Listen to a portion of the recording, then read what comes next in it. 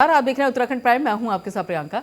बागेश्वर में बाबा बागनाथ की पावन धरा में मकर संक्रांति के मौके पर लगने वाले धार्मिक, पौराणिक, व्यापारिक और राजनीतिक उत्तरायणी मेले का शुभारंभ भव्य झांकियों के साथ हो गया। मेले का विधिवत उद्घाटन सीएम पुष्कर सिंह धामी ने मेला स्थल नुमाइश खेत में किया और तहसील परिसर से शुरू हुए झांकियों में विभिन्न विद्यालयों के बच्चों ने मनमोहक रंगारंग कार्यक्रम प्रस्तुत किए। प्रदेश के अलग अलग स्थानों से आए विभिन्न समुदाय के कलाकारों ने अपनी संस्कृति की झलक दिखाते हुए दर्शकों का मनोरंजन किया।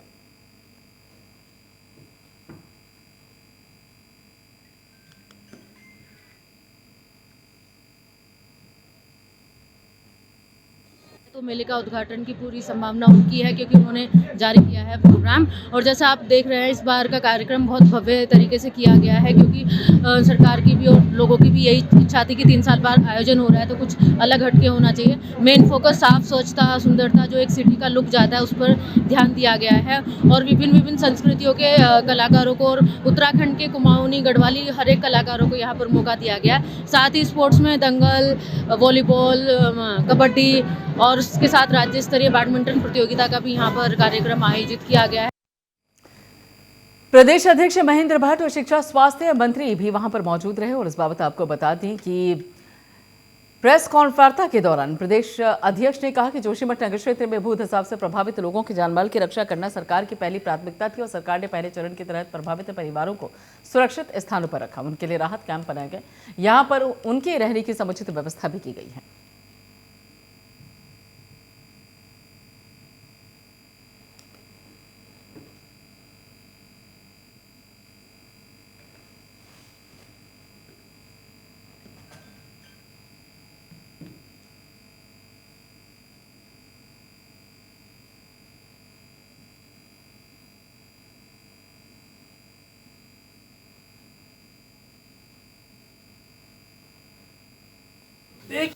लेकिन लगभग 760 भवन ऐसे थे, परिवार, जिनको मैं दरारें देखी गई।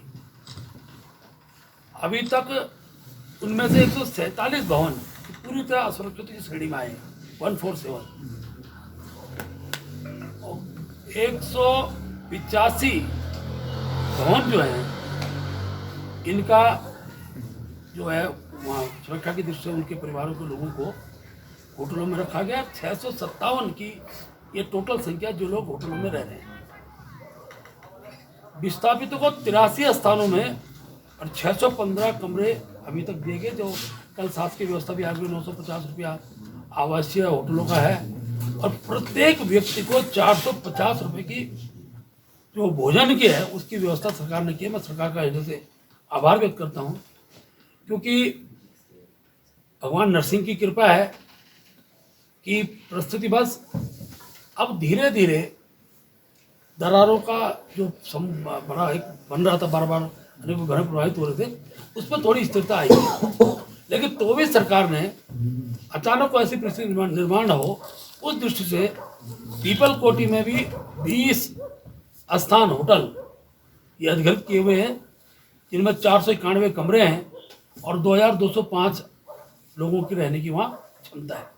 आप सब लोगों को बधाई भी दे रहा हूँ और प्रदेश अध्यक्ष का भी धन्यवाद दे रहा हूँ और सबसे बड़ा धन्यवाद दे रहा हूँ मैं माननीय प्रधानमंत्री जी का और अपने मुख्यमंत्री जी का कि चाहे भारत सरकार हो चाहे राज्य सरकार, इस विपदा की घड़ी में पूरी सरकार जो है जोशीमठ की जनता के साथ और पार्टी संगठन भी आपने देखा होगा कि पूरा यहाँ सेवा के कार्यों में लगा है। जहाँ तक आप लोगों के 2 प्रश्न हैं कि क्या कर्णप्रयाग में भी दिक्कत होगी, तो कल आपने देखा होगा कि कैबिनेट में हमारी सरकार ने एक निर्णय लिया है कि जिन जिन शहरों में या जिस इलाके में अगर भू धसाव की घटना हो रही है या मकानों पे क्रय कार्य, तो सर्वे पूरे राज्य का किया जाएगा जहाँ की भी ऐसी स्थिति है। पूर्व कांग्रेस अध्यक्ष गणेश गोधियाल ने प्रेस वार्ता की और साथ ही प्रेस वार्ता के जरिए उन्होंने प्रदेश के कई अहम मुद्दों पर सरकार को घेरा। खासतौर पर गणेश गोधियाल ने प्रदेश सरकार की कैबिनेट मीटिंग में मुआवजे की मंजूरी पर असंतुष्टि जाहिर की और साथ ही लेखपाल पेपरनेक मामले पर भी जोर दिया। इसके अलावा अंकिता हत्याकांड पर सरकार की अनदेखी पर गुस्सा जाहिर किया और उत्तरकाशी में मंदिर में दर्शन करने गए दलित युवक की पिटाई का भी मुद्दा उठाया।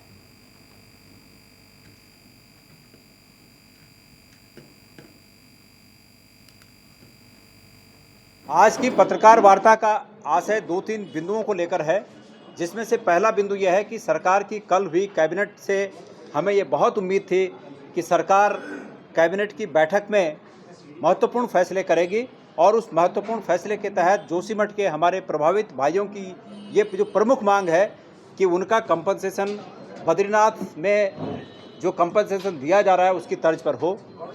ये बड़ा मायूस करने वाला फैसला ये सुनकर कि कल की कैबिनेट की बैठक में सरकार ने इस आशय का कोई प्रस्ताव सिर्फ ये बोलकर अपने फर्ज की इतिश्री कर दी कि जो वहाँ पर जो रेट चल रहे हैं अभी बाजार भाव चल रहे हैं, उस बाजार भाव के आधार पर बाजार भाव क्या होगा वो डिक्लेयर नहीं किया। तो सरकार ने गोलमोल बात की, इससे वहाँ के लोग मायूस हुए हैं और हम स्वयं मायूस हुए हैं।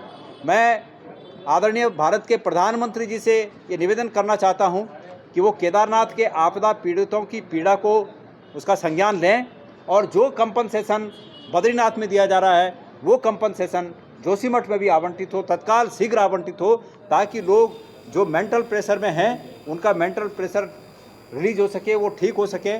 नहीं तो लोग बहुत चिंतित हैं और लोगों का जीवन भी खतरे में है। हरिद्वार में पुलिस ने फिरौती और हत्या के मामले का महज 6 घंटे के अंदर खुलासा कर दिया। साथ ही पुलिस ने 2 आरोपियों को भी गिरफ्तार किया है। अपहरणकर्ताओं ने पैथोलॉजी लैब स्वामी की मां से 17 लाख रुपए की फिरौती मांगी थी। दरअसल बीते दिनों मृतक के परिजनों ने गुमशुदगी का मामला थाने में दर्ज करवाया था, लेकिन फिरौती की आए फोन कॉल ने पूरा मामला ही पलट दिया। वहीं पुलिस ने टीम बनाकर मामले पर गहनता से जांच शुरू कर दी, जिसके बाद पुलिस ने आरोपियों को धर दबोचा। पुलिस ने बताया कि मामला दर्ज कर कार्रवाई की जा रही है।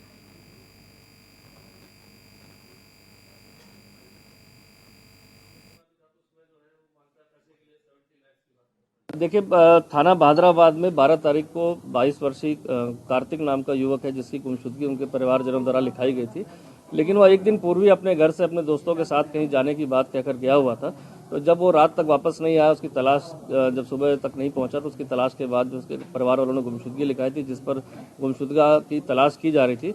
इसी दौरान दोपहर में करीब मृतक के ही फ़ोन से जो है उनकी मदर को कॉल जाती है और उस पर जो है 75 लाख रुपए की डिमांड की जाती है, जिसकी सूचना उनके द्वारा जैसे ही थाने पर दी गई तो मुकदमे को इसमें अपहरण में तरमीम को चेंज कर दिया गया और साथ ही साथ विभिन्न टीमें बनाकर इसमें तलाश की गई।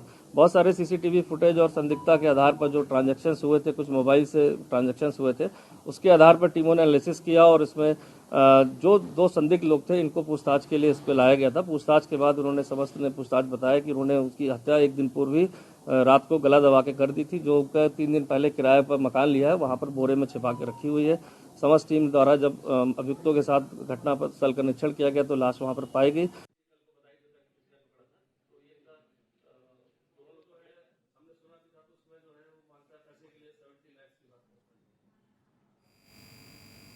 डोईवाला के राखनी पोखरी पुलिस ने ऑनलाइन ट्रांसपोर्ट बुकिंग के नाम पर स्थानीय व्यापारी से ठगी करने वाले अंतर्राज्यीय गैंग का खुलासा किया और 6 आरोपियों को गिरफ्तार किया, जिसके बाद थाने में एसएसपी देहरादून डीएस कुंवर ने प्रेस कॉन्फ्रेंस कर घटना की जानकारी दी।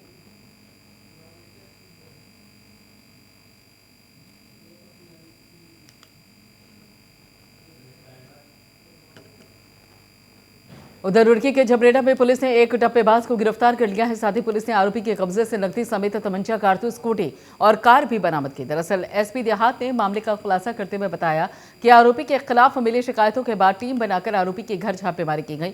वहीं मौका लगने पर पुलिस ने आरोपी को धर दबोचा। आरोपी ने लुड़की में 10,000 की टप्पेबाजी की तो उसी के साथ ही 5,000 और झबरेड़ा में 30,000 रुपए की टप्पेबाजी भी की थी।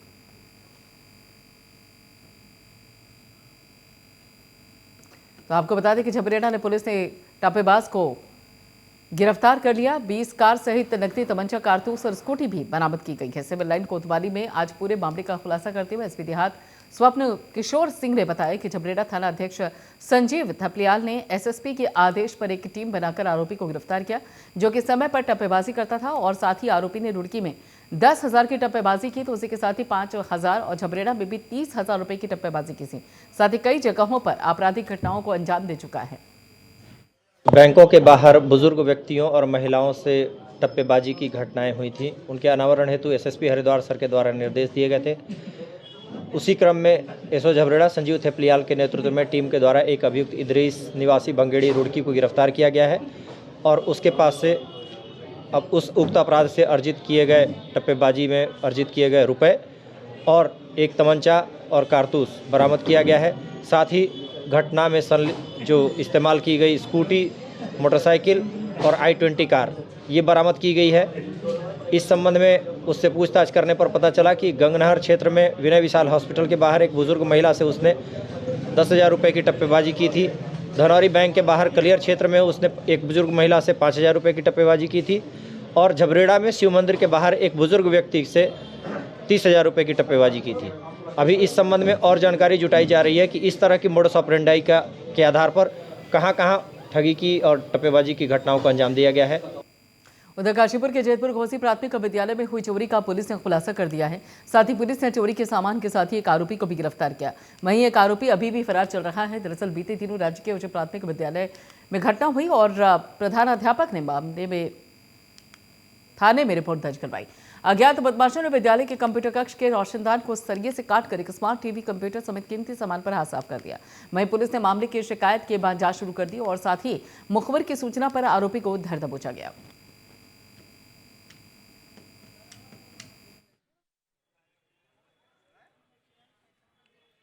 गिरफ्तार किया गया जैतपुर घोसी जो राजकीय उच्चतर माध्यमिक विद्यालय, वहाँ पे उनके कंप्यूटर कक्ष में चोरी हुई थी, जिसकी सूचना उन्होंने 13 जनवरी को दी थी। तो हमारे द्वारा इसमें FIR पंजीकृत किया गया था और तत्काल एक टीम बनाई गई थी सब इंस्पेक्टर राकेश राय के नेतृत्व में और उस टीम ने मैनुअल पुलिसिंग और टेक्निकल सर्विलांस के माध्यम से आइडेंटिफाई किया इस चोर को। जो भी चोरी का माल गया था, जिसमें एक बड़ी LCD टीवी थी, मॉनिटर था, UPS था, वो सारी डिवाइसें हमारे द्वारा रिकवर की गई हैं। अभी जो गिरफ्तार अभियुक्त सोनू सुरेश है, इसकी और जानकारी कर रहे हैं। अभी एक प्रकरण इसका पूर्व में भी ये चोरी में जेल जाने के बाद प्रकाश में आ रही है। इसके साथ एक और अभियुक्त है जो कि फरार है, उसको भी शीघ्र हमारे द्वारा गिरफ्तार किया जाएगा। हाईकोर्ट की रूलिंग के अनुसार नदी से कम 30 मीटर की दूरी पर कोई भी निर्माण नहीं कर सकता, लेकिन भूमाफिया इतने बेखौफ हैं कि नदी के बिल्कुल किनारे पर 2 कॉलोनी के साथ साथ दर्जन भर दुकानों की नींव भरकर लाखों रुपए ब्यारे न्यारे करने में लगे हुए हैं। मामला रुड़की हरिद्वार हाईवे के निकट पिरान कलियर जाने वाले रोड का है और इन भूमाफियाओं की ओर कोई ध्यान नहीं दे रहा। वहीं इस मामले पर विकास प्राधिकरण के सहायक अभियंता ने बताया कि नदी से 30 मीटर की दूरी तक कोई भी निर्माण कार्य नहीं किया जा सकता और ऐसे निर्माण करने वालों के खिलाफ कार्रवाई की जाएगी।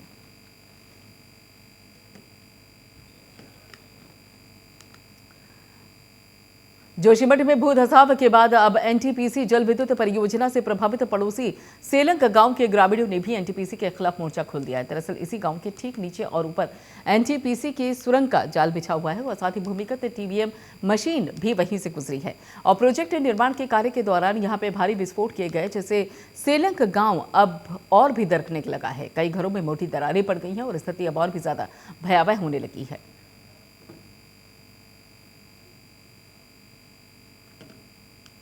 राज्य में खेलों को लेकर युवा खिलाड़ियों का धीरे धीरे रुझान बढ़ता जा रहा है और इसी का नतीजा है कि सामान्य खेलों के अलावा प्रतिभागी ऐसे खेलों में भी मेडल हासिल कर रहे हैं, जिन खेलों की तैयारियों का प्रदेश में मूलभूत रूप से अभाव देखने को मिलता है। इन्हीं खेलों में से एक खेल आइस स्केटिंग है और इस बार 18वीं राष्ट्रीय आइस स्केटिंग प्रतियोगिता में राज्य की झोली में 21 पदक आए। गुरुग्राम में ice skating association of India के तत्वाधान में आयोजित हुई इस प्रतियोगिता में उत्तराखंड के खिलाड़ियों ने महिला और पुरुष वर्ग की विभिन्न आयु वर्ग की स्पीड और फिंगर स्केटिंग स्पर्धा में कुल 21 पदक हासिल कर राज्य का नाम रोशन किया है।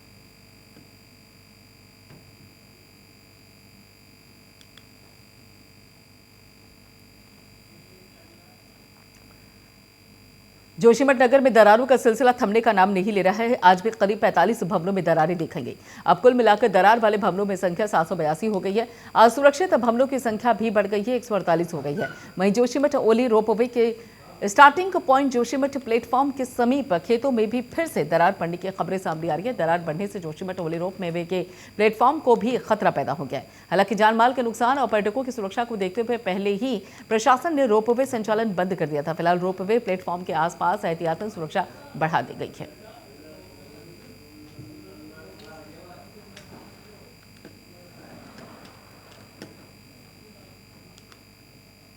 मसूरी में भवन निर्माण मजदूर संघ द्वारा मकर संक्रांति के पावन पर्व पर शहीद भगत सिंह चौक पर खिचड़ी वितरण कार्यक्रम का आयोजन किया गया।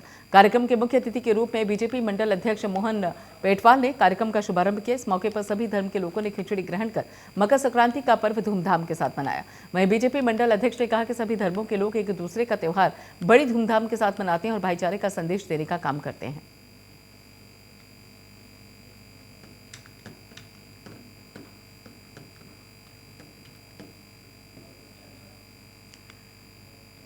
पर्यटन नगरी धनौल्टी में इस साल की पहली बर्फबारी देखने को मिली। बर्फबारी देखने के लिए कई पर्यटक धनौल्टी में पहुंचे। वहीं पर्यटक सड़कों पर नाचते हुए बर्फबारी का जमकर आनंद लेते हुए नजर आए।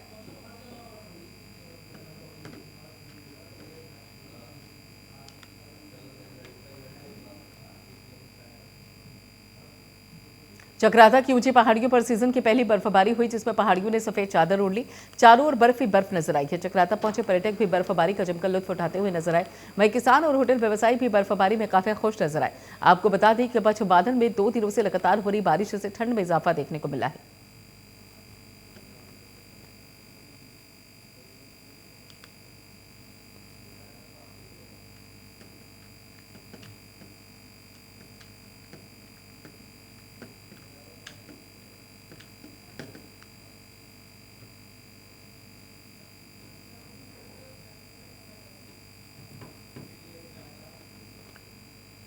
हरिद्वार में फिरौती नहीं देने पर युवक की हत्या का मामला सामने आया। जिले के रानीपुर कोतवाली क्षेत्र के रामधाम कॉलोनी में पैथोलॉजी लैब चलाने वाले युवक का अपहरण कर पहले तो फोन कर परिजनों से फिरौती मांगी गई, फिर फिरौती नहीं देने पर युवक की हत्या कर दी गई, जिससे हड़कंप मच गया। छानबीन के दौरान रानीपुर कोतवाली क्षेत्र के सलेमपुर में कार्तिक का शव बरामद हो गया है। वरिष्ठ पुलिस अधीक्षक अजय सिंह ने बताया कि अपहृत युवक का शव मिल गया। फिलहाल पुलिस मामले की जांच कर आरोपी की तलाश में जुटी हुई है।